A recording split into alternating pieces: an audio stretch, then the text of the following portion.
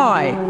এই দুঃখ, কষ্ট, বিপদ আমাদের কোমরকে সোজা করে, আমাদের পায়ের মাটিকে শক্ত করে। চিল্লায় বলেন ঠিক কিনা? প্রতিকূল পরিবেশে কিভাবে বাঁচতে হয় এই দুঃখ কষ্ট আমাদেরকে শিখায়। এজন্য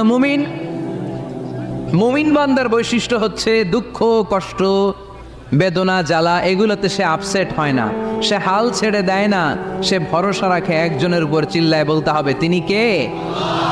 কারণ মুমিন জানে রাত্রি যত গভীর হয় অন্ধকার তমানিসা ভেদ করে সুবহে সাদিক হয়।